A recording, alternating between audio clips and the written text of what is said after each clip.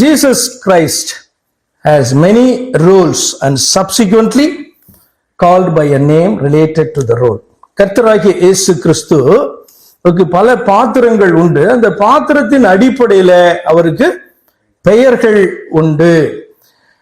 இப்போ உதாரணத்துக்கு உறவுகளின் அடிப்படையில நீங்கள் அவரை பார்ப்பீர்கள் என்று சொன்னால் அவர் பிதா, யாருக்கு? நமக்கு.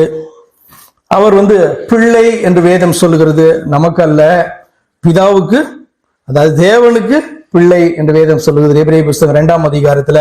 ஏன்னா நம்ம எல்லாம் பிள்ளைகளாய் இருக்க, மாம்சமும் ரத்தமும் உடையவர்களாய் இருக்க, அவரும் மாம்சமும் ரத்தமும் உடையவரானார். யாரு? தேவன். பிதாவாய் இருக்கிறவர் பிள்ளைகளை ரட்சிக்கும்படி பிள்ளைகளில் ஒருவரை போல அவர் வெளிப்பட்டார்.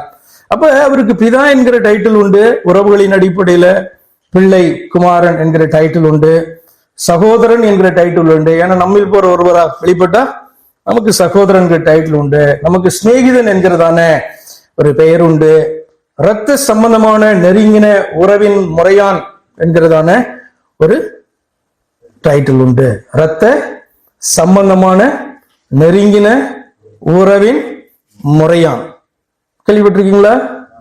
பைபிள் ஸ்டடி வந்தீங்கன்னா தெரியும் உங்களுக்கு. அர்த்தம் என்ன அப்படின்னா, நம்முடைய ஆத்மாவை மீட்கிறதற்கு நீங்க இஸ்ரவேல் ஜனங்களுடைய மத்தியில கர்த்தர் கொடுத்த பிரமாணத்துல ஒரு காரியம் காணப்படும். என்னன்னா, நெருங்கின ஒருவன் ரொம்ப ஏழையாய் போய் வறுமையிலே காணப்பட்டு அவனுடைய எல்லாத்தையும் இழந்து காணப்பட்டா அவனுக்குரியதான அந்த இன்ஹெரிட்டன்ஸ் எல்லாம் மீட்கிறதற்கு யாருக்கு பாத்தீங்கன்னா அந்த உரிமையும் அதிகாரமும் முதலாவது காணப்படுது அப்படின்னு சொன்னா, இரத்த சம்பந்தமான நெருங்கின உறவின் முறையாய் காணப்படுகிற ஒருவனுக்கு தான் அந்த உரிமை காணப்படுது. அதுதான் ஆங்கிலத்துல அது கின்ஸ்மேன் அப்படின்னு சொன்னா நம்முடைய இனத்தார்னு அர்த்தம்.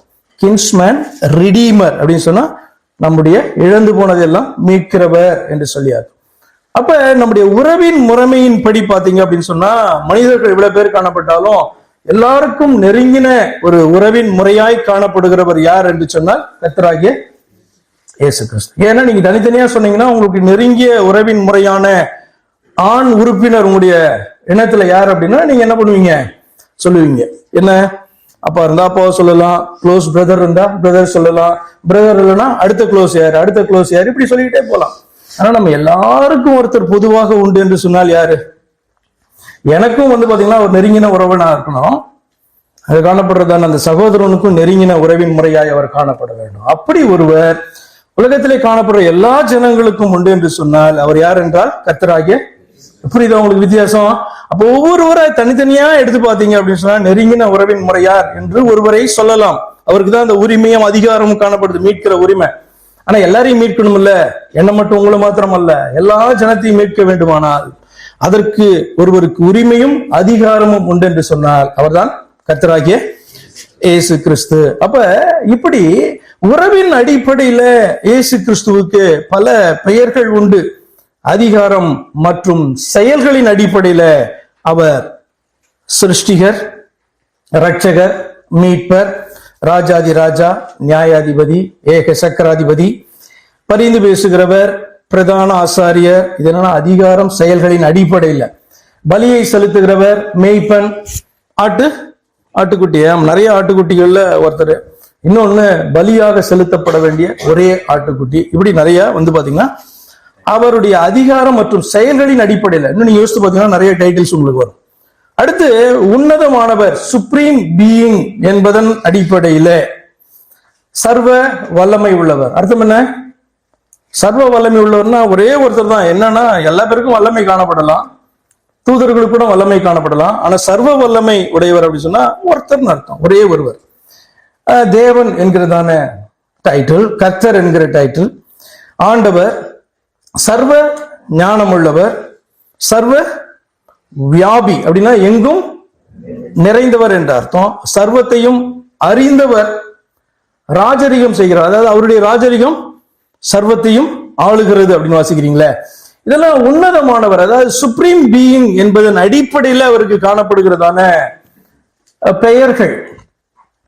ஏன் பாத்தீங்கன்னா தேவன் அப்படின்னு சொல்லாம, தேவனுக்கு இவ்வளவு பெயர் இருக்கு அப்படின்னு சொல்லாம இயேசு கிறிஸ்துக்கு இத்தனை டைட்டில்ஸ் இருக்குது அப்படின்னு நான் சொன்னேன். கவனிச்சிங்களா? கர்த்தராகிய இயேசு கிறிஸ்துவுக்கு உறவின் அடிப்படையில, அதிகாரத்தின் அடிப்படையில, அவருடைய உன்னதமானவர் என்கிறதன் அடிப்படையில அப்படின்னு நான் சொன்னேன். அதற்கு ஒரு காரணம் உண்டு. என்ன அப்படின்னு சொன்னா, அந்த இப்ப ரொம்ப சிம்பிளா தேவன், நீங்க பைபிள் எடுத்து வாசிக்கும் போதுதான் தேவன் அப்படின்றதான பெயரை நீங்க பாப்பீங்க. என்ன அப்படின்னு சொன்னா, தேவன் என்கிற பெயர் அப்பயே உலகத்துல ஒவ்வொருவரும் அவருடைய தெய்வங்களுக்கு அத பெயர்களை வைத்திருக்காங்க. தேவன்ற டைட்டில் வச்சிருக்காங்க. யார் இது எழுதுனா? முதல் வேதத்தை மோசே முதல் வேதத்தை எழுதுறாரு இல்லையா? அப்பயே பாத்தீங்கன்னா எல்லாம் அந்த உலகத்துல தேவன் அப்படின்றதான அந்த பெயர் ரொம்ப காமனான பெயர் அவர்கள் அவருடைய தெய்வங்களுக்கு. அடுத்து 2ஆம் அதிகாரத்துக்கு போகும்போது நீங்க கர்த்தர், தேவனாகிய கர்த்தர் என்றதை பார்ப்பீங்க. அப்படியே நீங்க தொடர்ந்து பார்த்து கொண்டு வரும்போது ஆண்டவர் என்று பார்ப்பீங்க. அப்புறம் பாத்தீங்கன்னா அவர் ஒருவனிடத்துல பேசினபடினாலே, அவன் ஏற்றுக்கொண்டபடினாலே ஆபிரகாமின் தேவன் அப்படின்ற பெயரை நீங்க பாப்பீங்க. இப்படி பழைய ஏற்பாட்டுல மாத்திரமே நீங்க பார்த்து கொண்டு வரும்போது அவர் தன்னை ரட்சகர் என்று சொல்லுகிறதை, மீட்பர் என்று சொல்லுகிறதை, இப்படி பாத்தீங்கன்னா பிதா என்று சொல்லுகிறத, இப்படி எல்லாம் நீங்க டைட்டில்ஸ் பார்த்து கொண்டே வருவீங்க. இதெல்லாம் என்ன அப்படின்னு சொன்னா, உன்னதமான ஒருவருக்கு காணப்படுகிறதான பெயர்கள். அது எதன் அடிப்படையில அப்படின்னு சொன்னா, அந்தந்த அதிகாரத்தின் அடிப்படையிலும் உறவின் அடிப்படையிலும் சொல்லப்படுகிறதான காரியம். ரொம்ப சிம்பிளா பார்க்கணும்னா, அவர் என்ன உன்னதமானவர் அப்படி எடுத்துக்கோங்க. உன்னதமானவர்னா என்ன அர்த்தம்? ரொம்ப சிம்பிள், சுப்ரீம் பீயிங் அர்த்தம். உன்னதமானவர்னா சுப்ரீம் பீயிங். அதற்கு மேல ஒருத்தர் கிடையவே கிடையாது. சண்டன்றைக்கும் சர்வத்திற்கும் மேலான தேவன். அந்த சர்வத்திற்கும் மேலான அப்படின்றதுதான் சுப்ரீம் என்று சொல்லி அர்த்தம். அதுக்கு மேல யாரும் கிடையாது. அப்ப அவருக்கு தேவன்ற டைட்டில் இருக்கலாம், கர்த்தர்ன்ற டைட்டில் இருக்கலாம், ஆண்டவன்ற டைட்டில் இருக்கலாம். ஆனால் நான் இயேசு கிறிஸ்துவுக்கு இந்த டைட்டில் தான் அப்படின்னு நான் ஏன் சொன்னேன் அப்படின்னு சொன்னா, ரொம்ப சிம்பிள். அதனுடைய ரகசியம், எனக்கு யாரதான் தெரியும் அப்படின்னு சொன்னா, இயேசு கிறிஸ்துவை மட்டும்தான் எனக்கு தெரியும். காரணம் என்ன அப்படின்னா, the truth, simple truth behind இயேசு கிறிஸ்துவுக்கு உள்ள டைட்டில்ஸ் அப்படின்னு நான் சொல்றதனுடைய காரணம் என்ன, I have known God only through Jesus Christ, அல்லது I have seen God only through Jesus Christ or in Jesus Christ. அப்ப தேவனே அந்த உன்னதமானவரை அல்லது கர்த்தர் என்று சொல்லுகிறவரை இயேசு கிறிஸ்து என்கிற பெயரில் தான் நான் காண்கிறேன், அல்லது இயேசு கிறிஸ்துவாக தான் நான் காண்கிறேன். நீங்க எப்படியாவது நீங்க தேவனை நீங்க பார்த்திருக்கீங்களா? தேவனை பாத்தீங்கன்னா ஒவ்வொருத்தரும் எப்படிதான் பார்க்க முடியும்? அந்த தேவன் தன்னை எப்படி வெளிப்படுத்தினாரோ அப்படிதான் நீங்க என்ன பண்ண முடியும்? அவரை பார்க்க முடியும். அப்ப ரொம்ப சிம்பிள். இவ்வளவு டைட்டில்ஸ், பிதா, குமாரன் என்கிற டைட்டில், பரிசுத்த ஆவி என்கிறதான டைட்டில், இது எல்லாமே பழைய ஏற்பாட்டுல காணப்படுற டைட்டில்ஸ் தான். என்னுடைய ஆவியானவர் அப்படின்னு சொல்றாரு அவரு.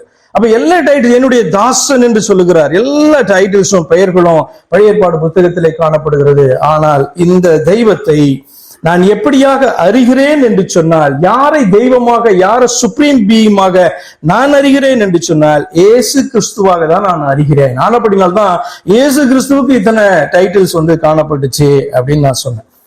உங்களுக்கு எப்படின்னு தெரியல. நீங்க முன்னாடியே நீங்கள் பிதாவை அறிந்திருந்தீர்களோ, முன்பே நீங்கள் ஆவியானவரை அறிந்திருந்தீர்களோ, அதெல்லாம் எனக்கு தெரியாது.